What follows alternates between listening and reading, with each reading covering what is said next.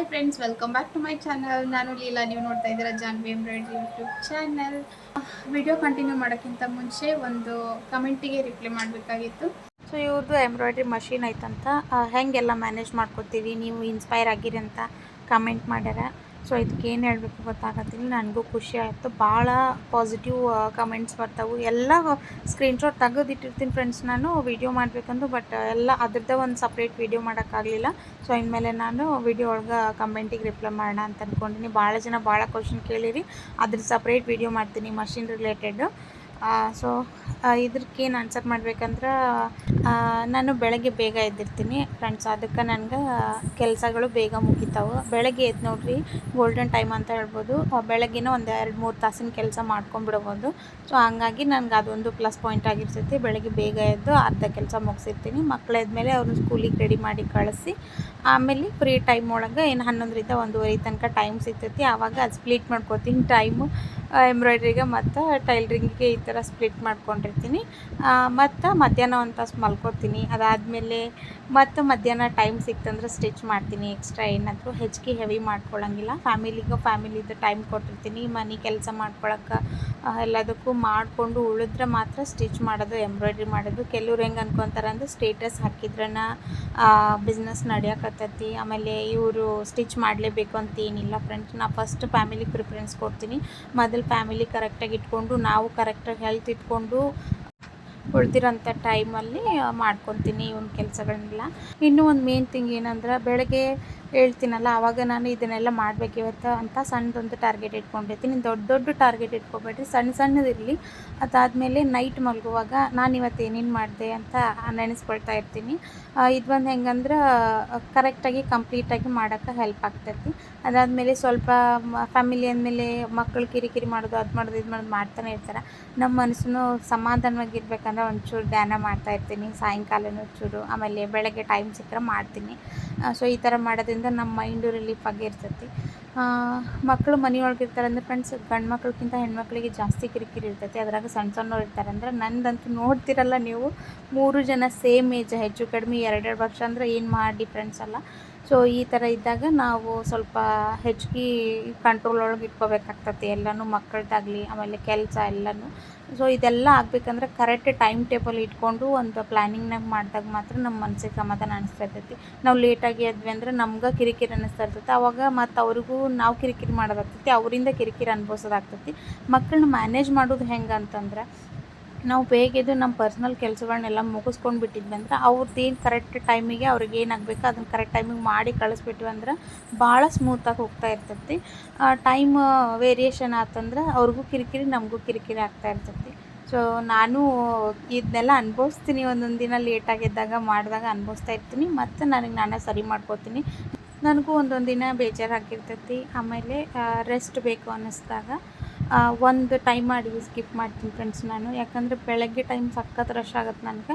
So ಆವಾಗ ಯಾವಾಗ ಬೇಜಾರಾಗಿರ್ತೈತಿ ಆವಾಗ ನಮ್ಮ ಮನೆಯವರಿಗೆ ಇವತ್ತು ನಾಷ್ಟ ತೊಗೊಂಡು ಬರ್ರಿ ಅಂತ ಹೇಳಿರ್ತೀನಿ. ಸೊ ಆವತ್ತೊಂದು ದಿನ ರೆಸ್ಟ್ ಸಿಗುತ್ತೆ. ಅದಾದಮೇಲೆ ಆರಾಮಾಗಿ ಮಧ್ಯಾಹ್ನ ಅಡುಗೆ, ಸಾಯಂಕಾಲದ ಅಡುಗೆ ಈ ಥರ ಎಲ್ಲ ಮಾಡ್ಕೊಂಡಿರ್ತೀನಿ. ಸೊ ಈ ಥರ ನಮ್ಗೆ ಯಾವಾಗ ಹೆವಿ ಅನ್ಸುತ್ತೆ ಅವಾಗ ಸ್ವಲ್ಪ ಸ್ಟಾಪ್ ಮಾಡಬೇಕು ಅನ್ನಿಸ್ದಾಗ, ರೆಸ್ಟ್ ಬೇಕು ಅನ್ನಿಸ್ದಾಗ ಮಾಡ್ಕೊಂಡಿರ್ತೀನಿ. ಕೆಲವೊಂದು ದಿನ ಲೇಟಾಗಿ ಎದ್ದಿರ್ತೀನಿ. ಯಾವಾಗ ಬಾಡಿ ಸಖತ್ ಪೇನ್ ಆದಾಗ. ನನಗೆ 3 ಸಿಸರಿನ್ ಆಗಿರೋದ್ರಿಂದ ಸ್ವಲ್ಪ ನನಗೆ ಬಾಡಿ ಸಪೋರ್ಟ್ ಮಾಡಿಲ್ಲ ಅಂದ್ರೆ ಅಲ್ಲಿಗೆ ಸ್ಟಾಪ್ ಮಾಡ್ತೀನಿ ಫ್ರೆಂಡ್ಸ್. ನಾನು ಹೆಚ್ಚಿಗೆ ಓಡಾಡೋಕ್ಕೆ ಹೋಗಲ್ಲ. ಸೊ ಈ ಥರ ಎಲ್ಲ ಮಾಡ್ತಾಯಿರ್ತೀನಿ. ಮತ್ತು ನಿಮ್ಗೆ ಏನಾರು ಕ್ವಶನ್ಸ್ ಇದ್ದರೆ ಕೇಳಿರಿ, ಆನ್ಸರ್ ಮಾಡ್ತೀನಿ. ಅದಾದಮೇಲೆ ಅಗೇನ್ ಒಂದು ಆರ್ಡ್ರ್ ಬಂದಿತ್ತು, ಆನ್ಲೈನಾಗ ಮಾಡಿದ್ದೆ. ಸೊ ಇವ್ರು ಬಂದ ಮೇಲೆ ಹಾಕಿಸ್ಬೇಕು. ಫಸ್ಟ್ ಬೈಸ್ಕೋಬೇಕು ಫ್ರೆಂಡ್ಸ್, ಆಮೇಲೆ ಹಾಕಿಸ್ಕೋಬೇಕು. ಇದು ಯಾಕೆ ತರಿಸಿನಂದ್ರೆ, ಮೇನ್ ಡೋರಿಗೆ ಡಸ್ಟು ಮತ್ತು ಮಸ್ಕಿಟೋ ಕಾಟ ಭಾಳ ಆಗಿತ್ತು ಫ್ರೆಂಡ್ಸ್. ಆಮೇಲೆ ಈಗ ಮಳೆ ಬರುತ್ತಲ್ಲ, ಹುಳ ಜಾಸ್ತಿ ಬರ್ತಾವೆ. ಮಳೆಗೆ ಸ್ವಲ್ಪ ತಂಪಾತಂದ್ರೆ ವಾತಾವರಣ, ಹುಳ ಜಾಸ್ತಿ ಬರೋಕ್ಕೆ ಸ್ಟಾರ್ಟ್ ಆಗ್ತಾವೆ. ಹುಳದಕ್ಕಿಂತ ಹೆಚ್ಚಿಗೆ ಇವರು ಹಾರಾಡೋಕ್ಕೆ ಚಾಲೂ ಮಾಡ್ತಾರೆ 3 ಜನ. ಹಾಗಾಗಿ ಇದನ್ನು ಆರ್ಡ್ರ್ ಮಾಡಿದ್ದೆ.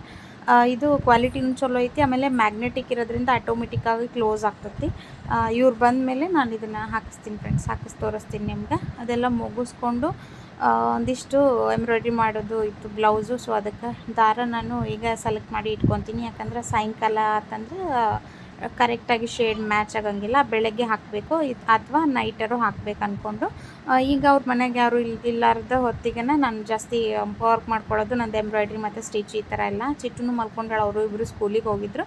ಸೊ ಅದಕ್ಕೆ ಮ್ಯಾಚ್ ಮಾಡಿ ಇಟ್ಕೊಳ್ಳೋಣ ಅಂತ ಮ್ಯಾಚ್ ಮಾಡಕತ್ತೀನಿ. ಇದ್ರೊಳಗೆ ಏನಂದ್ರೆ ಸ್ವಲ್ಪ ಕಲರ್ ಮ್ಯಾಚ್ ಆಗೋದು ಕಷ್ಟ ಫ್ರೆಂಡ್ಸ್. ಇದು Mysuru silk crepe double shade ಇರುತ್ತೆ. ಸೊ ಹಾಗಾಗಿ ಶೇಡ್ ಭಾಳ ಚೇಂಜ್ ಆಗ್ತಾವೆ. ಈಗ ಗ್ರೀನ್ ಅಂದ್ರೆ ಗ್ರೀನ ಒಂದು 8-10 ಗ್ರೀನ್ ಬಂದುಬಿಡ್ತದೆ ಫ್ರೆಂಡ್ಸ್ ಥ್ರೆಡ್. ಸೊ ಹಾಗಾಗಿ ನನಗೆ ಅವ್ರ ಕಸ್ಟಮರ್ ಎಷ್ಟು ಪರ್ಟಿಕ್ಯುಲರ್ ಅದಾರ ಎಲ್ಲ ಗೊತ್ತಿಲ್ಲ, ಬಟ್ ನನಗೆ ಮಾತ್ರ ಒಂದು 3 ಟ್ರೇ ತೊಗೊಂಬಂದಿನಿ ಥ್ರೆಡ್. ಕರೆಕ್ಟಾಗಿ ಶೇಡ್ ಮ್ಯಾಚ್ ಆಗಬೇಕು. ನಂಬರ್ ಹೆಚ್ಚು ಕಮ್ಮಿ ಆದ್ರೂ ನನಗೆ ಕಸಿ ಬಿಸಿ ಅನ್ನಿಸ್ತಾ ಇರ್ತೈತಿ. ಸೊ ಇದನ್ನು ಮ್ಯಾಚ್ ಮಾಡಿ ಇಟ್ಕೊತೀನಿ. 3 ಬ್ಲೌಸ್ ಅದಾವೆ ಆ್ಯಕ್ಚುಲಿ ಇವು. ಸೊ ಹಂಗಾಗಿ 3 ಬ್ಲೌಸಿಗೂ ಥ್ರೆಡ್ ಮ್ಯಾಚ್ ಮಾಡಿ ಆಮೇಲೆ ಮಾರ್ಕ್ ಮಾಡಿಕೊಂಡೆ. ಬ್ಲೌಸಿಂದು ಟೋಟಲ್ ಲೆಂತು 14, ನೆಕ್ ಲೆಂತ್ ಬಂದು 9.5 ಏನೋ ಇತ್ತು. ಸೊ ಹಾಗಾಗಿ ಅದನ್ನೆಲ್ಲ ಮಾರ್ಕ್ ಮಾಡ್ಕೊಂಡು ಇಟ್ಕೊಂಡು ವರ್ಕ್ ಹಾಕೋಕ್ಕೆ ಸ್ಟಾರ್ಟ್ ಮಾಡೋಣ ಅಂದ್ಕೊಂಡೆ. ಇದು ಆ್ಯಕ್ಚುಲಿ ಆಫರ್ ಅಂತ ಹೇಳಿದ್ದಲ್ಲ ಫ್ರೆಂಡ್ಸ್, ನಾನು 1000ಗೆ 3 ಬ್ಲೌಸ್ ಎಂಬ್ರಾಯ್ಡ್ರಿ ಮಾಡ್ಕೊಡ್ತೀನಂತ. ಸೊ ಅದು ಒಂದು ಸೆಟ್ಟಿಗೆ ಮಾಡಿಕೊಟ್ಟಿದ್ದೆ, ಇನ್ನೊಂದು ಸೆಟ್ ಬಂದೈತಿ ಈಗ ಆರ್ಡ್ರ್. ಸೊ ಹಂಗಾಗಿ ಅದನ್ನು ಮಾಡಕತ್ತೀನಿ. ಈ ಸೆಟ್ಟಲ್ಲಿ 3 ಮೈಸೂರು ಸಿಲ್ಕ್ ಕ್ರೇಪ್ ಸ್ಯಾರಿ ಬರುತ್ತಲ್ಲ, ಅದು ಸ್ಯಾರಿ ಇದು ಸಖತ್ ಜಾರ್ತೈತಿ. ಇದನ್ನು ಯಾರು ಉಷಾ 450 550 ಒಳಗೆ ಹಾಕ್ತೀರಿ, ಹುಷಾರಾಗಿ ಹಾಕಬೇಕು. ಸಖತ್ ಜಾರ್ತೈತಿ ಇದು. ಲಾಸ್ಟ್ ಟೈಮ್ ಈ ಥರ ಬ್ಲೌಸ್ ವರ್ಕ್ ಮಾಡಿರೋದ್ರಿಂದ ಹೇಳಕತ್ತೀನಿ ನಾನು. ಕ್ಲಿಪ್ ಕರೆಕ್ಟಾಗಿ ಹಾಕ್ಬೇಕು. ನಾವೇನು ಕ್ಲಿಪ್ ಹಾಕ್ತೀವಲ್ಲ, ದೊಡ್ಡ ಮಷಿನ್ ಒಳಗೆ ಕಂಟಿನ್ಯೂ ಬರುತ್ತೆ ಕ್ಲಿಪ್. ಇದ್ರೊಳಗೆ ಸ್ವಲ್ಪ ಗ್ಯಾಪ್ ಬರುತ್ತಲ್ಲ, ಸೊ ಹಂಗಾಗಿ ಸ್ವಲ್ಪ ಜಾರ ಚಾನ್ಸಸ್ ಹೆಚ್ಚಿಗೆ ಇರ್ತೈತಿ. ಅವ್ರಿಗೂ ಹೇಳಿ ನಾನು, ಕ್ರೇಪ್ ಒಳಗೆ ಕರೆಕ್ಟಾಗಿ ಆ ಫಿನಿಶಿಂಗ್ ಬರಲ್ಲ. ಕಾಟನ್ ಬಟ್ಟೆ ಆಮೇಲೆ ಸಿಲ್ಕ್ನಾಗ ಏನು ಹಾಕ್ತೀವಲ್ಲ ಆ ಫಿನಿಶಿಂಗ್ ಬರಲ್ಲ. ಯಾಕಂದ್ರೆ ಚೂರು ಮುದ್ದೆ ಆಗೋಕೆ ಸ್ಟಾರ್ಟ್ ಆಗ್ತೈತಿ. ಯಾವಾಗ ನಾವು ಸ್ಟಿಚ್ ಮಾಡ್ತೀವಲ್ಲ ಆವಾಗ ನೀಟಾಗಿ ವರ್ಕ್ ಹಾಕುವಾಗ ನೀಟಾಗಿ ಹಾಕಬೇಕು. ಬಿಚ್ಚಿದಾದ್ಮೇಲೆ ಸ್ವಲ್ಪ ಮುದ್ದೆ ಕಾಣಿಸ್ತದೆ ಫ್ರೆಂಡ್ಸ್. ಅದಾದಮೇಲೆ ನಾವೇನು ಮಾಡಬೇಕು, ಸ್ಟಿಚ್ ಮಾಡುವಾಗ ಒಂದು ಪೇಪರ್ ಏನಾರ ಇಟ್ಟು ಐರನ್ ಮಾಡಬೇಕು. ನೀಟಾಗಿ ಐರನ್ ಮಾಡಿದ್ವಿ ಅಂದರೆ ಏನು ಪ್ರಾಬ್ಲಮ್ ಇಲ್ಲ. ಮತ್ತು ನೀಟಾಗಿ ಸ್ಟಿಚ್ ಮಾಡಿದ ಮೇಲೆ ಪ್ರಾಬ್ಲಮ್ ಇಲ್ಲ ಫ್ರೆಂಡ್ಸ್. ಸ್ಟಿಚ್ ಮಾಡುವಾಗೂ ಸ್ವಲ್ಪ ಹೆಚ್ಚಿಗೆ ರೆಸ್ಪಾನ್ಸಿಬಿಲಿಟಿ ತೊಗೊಂಡು ಸ್ಟಿಚ್ ಮಾಡಿದ್ರೆ ಏನು ಪ್ರಾಬ್ಲಮ್ ಇಲ್ಲ ಕ್ರೇಪ್ ಒಳಗೆ. ಬಟ್ ಭಾಳ ಸ್ಮೂತಾಗಿರೋದ್ರಿಂದ ಜಾರುತ್ತೆ, ಅದು ಒಂದು ಪ್ರಾಬ್ಲಮ್ಮು. ಕರೆಕ್ಟಾಗಿ ಫ್ರೇಮಿಗೆ ಫಿಕ್ಸ್ ಮಾಡಿದ್ರೆ ನಡೀತೈತಿ.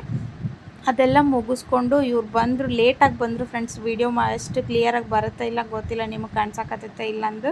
ಹೊರಗಿಂದ ವೀಡಿಯೋ ಮಾಡೋಕ್ಕೂ ಅಲ್ಲಿ ಸ್ಟ್ಯಾಂಡ್ ಇಡೋಕೆ ಇದು ಇರಲಿಲ್ಲ. ಸೊ ಅಲ್ಲೇ ಇಲ್ಲಿಂದ ವೀಡಿಯೋ ಮಾಡಕತ್ತೀನಿ. ಸೊ ಇವರು ಮೇಲೆ ಫಸ್ಟ್ 2 ಪಟ್ಟಿ ಕೊಟ್ಟಿದ್ರು ಫ್ರೆಂಡ್ಸ್ ಅವರು, ಒಂದು ದೊಡ್ಡದು ಮತ್ತೊಂದು ಸಣ್ಣದು, ಮೇಲೆ ಮತ್ತು ಸೈಡ್ಸಿಗೆ ಎಲ್ಲ.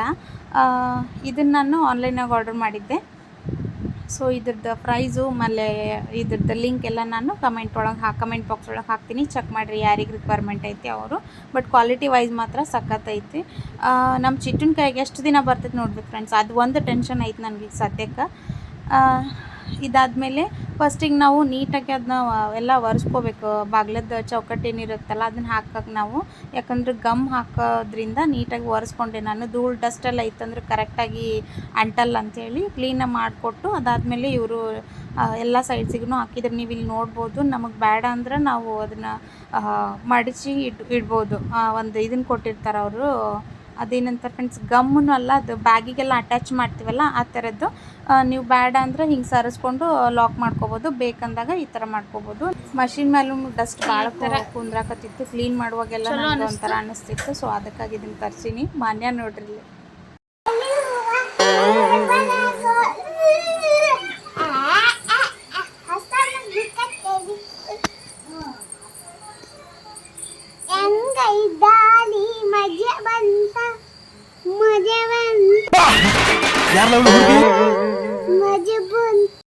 ಸಂತಿ ಮಧ್ಯಾಹ್ನ ತೊಗೊಂಬಂದಿದ್ರು, ಅದನ್ನು ಇಡಬೇಕಂದ್ರೆ ಟೈಮು ಸಿಕ್ಕಿದ್ದಿಲ್ಲ. ಆಮೇಲೆ ಇವರು ನಾನು ಬಿಟ್ಟು ಇಟ್ಟೇನ ಅಂತಾರೆ. ಇವ್ರಿಗೊಂಥರ ಆಟ ಫ್ರೆಂಡ್ಸ್. ಇದು ಸಪ್ರೇಟ್ ಸೆಕ್ಷನ್ ಮಾಡಿರ್ತೀನಲ್ಲ, ಸೋಪ್ ಒತ್ತಟೆ ಆಮೇಲೆ ಅವನ್ನೆಲ್ಲ ತಮ್ಗೆ ಎಲ್ಲೆಲ್ಲಿ ಬೇಕಲ್ಲಿ ಇಡ್ತಾ ಇರ್ತಾರೆ. ತಂದು ಅಡುಗೆ ಮನೆಯೊಳಗೆಲ್ಲ ಹಾಕ್ತಿರ್ತಾರೆ. ಅವ್ರು ಕೆಲಸ ಮಾಡ್ಬೇಕಂತ ಕೂತಾಡಿದ್ರೆ ಚಿಟ್ಟು ಸಕ್ರೆ ತಿನ್ನೋಕೆ ಬಡದಾಡ್ತಾರೆ. ಸಕ್ರೆ ಪ್ಯಾಕೆಟ್ ಎಲ್ಕೊಂಡ್ರು ತೂತು ಮಾಡಿಬಿಡ್ತಾರೆ ಫ್ರೆಂಡ್ಸ್ ಬಟ್ ಹೊತ್ತಿ. ಅದಕ್ಕೆ ನಾನು ಡಬ್ಬಿ ಒಳಗೆ ಹಾಕಿಡ್ಬೇಕಂತೇಳಿ ಬಿಚ್ಚಿಟ್ಟಿನಿ. ತಿನ್ನೋಕೆ ಚಾಲೂ ಮಾಡಿದ್ಲು. ಸೊ ಅದೆಲ್ಲ ಮುಗಿಸ್ಕೊಂಡು ಅಡುಗೆ ಮಾಡ್ಬೇಕಂದ್ರೆ ಇವತ್ತು ಒಗ್ಗರಣೆ ರೊಟ್ಟಿ ಮತ್ತು ಬದ್ನಿಕಾಯಿ ಬಜ್ಜಿ ಮಾಡ್ಬೇಕಂತ ಅಂದ್ಕೊಂಡೀನಿ ಫ್ರೆಂಡ್ಸ್ ನೈಟ್ ಊಟಕ್ಕೆ. ಸೊ ಮಾಡೋಣ. ಆಲ್ರೆಡಿ ಸಖತ್ ಲೇಟ್ ಆಗಿದ್ದರಿಂದ ವೀಡಿಯೋ ಶೂಟ್ ಮಾಡೋಕ್ಕಾಗಲಿಲ್ಲ. ಸೊ ಡೈರೆಕ್ಟ್ ಊಟಕ್ಕನ ಈಗ ಸೊ ರೊಟ್ಟಿ ಉಳ್ದಿದ್ದು ಬಂದರೆ ಈ ಥರ ಮಾಡ್ಕೊಂಡಿರ್ತೀನಿ ಫ್ರೆಂಡ್ಸ್. ನಾನು ಭಾಳ ದಿನದ್ದೇನು ಇಟ್ಟಿರಲ್ಲ, 2 ದಿನ 3 ದಿನ. ಈಗ ಭಾಳ ದಿನ ಉಳಿತಂದ್ರೆ ಮನ್ಯಾಗ ಆಕಳಿತ್ತಲ್ಲ ಆಕಳಿಗೆ ಕೊಟ್ಟಿರ್ತೀವಿ. 2-3 ದಿನದ ರೊಟ್ಟಿ ಇತ್ತಂದರೆ ಈ ಥರ ಬಿಸಿದು ಒಗ್ಗರಣೆ ರೊಟ್ಟಿ ಮಾಡಿರ್ತೀನಿ. ಇದನ್ನು ಬಿಸಿ ಇದ್ದಂಗೆ ಮಾತ್ರ ತಿನ್ಬೋದು, ಆರ್ತಂದ್ರೆ ಟೇಸ್ಟ್ ಆಗಂಗಿಲ್ಲ. ಬಟ್ ಹುಂಚಿ ಹುಳಿ ಮತ್ತು ಬೆಲ್ಲ ಹಾಕಿದರೆ ಚಲೋ ಆಗ್ತದೆ ಫ್ರೆಂಡ್ಸ್ ಇದು. ಸೊ ನಮ್ಮ ಮನೆಗೆ ಎಲ್ಲರೂ ಇದನ್ನು ಇಷ್ಟಪಟ್ಟು ತಿಂತಾರೆ. ಸೊ ಇವತ್ತಿನ ವೀಡಿಯೋ ನಿಮ್ಗೆ ಹೆಂಗೆ ಅನ್ನಿಸ್ತು ಕಮೆಂಟ್ ಮಾಡಿರಿ ಫ್ರೆಂಡ್ಸ್. ಶೇರ್ ಮಾಡಿರಿ, ಲೈಕ್ ಮಾಡಿರಿ, ಸಬ್ಸ್ಕ್ರೈಬ್ ಮಾಡಿಕೊಂಡು ವೀಡಿಯೋ ನೋಡಿರಿ. ಫ್ರೆಂಡ್ಸ್ ಆ್ಯಂಡ್ ಫ್ಯಾಮಿಲಿಗೆ ಶೇರ್ ಮಾಡಿರಿ ಫ್ರೆಂಡ್ಸ್. ಸೊ ಇವತ್ತಿನ ವೀಡಿಯೋ ಇಲ್ಲಿಗೆ ಮುಗಿಸ್ತೀನಿ. ನಾಳೆ ಮತ್ತೊಂದು ವೀಡಿಯೋಗೆ ಸಿಗ್ತೀನಿ friends. Thank you so much. Bye bye.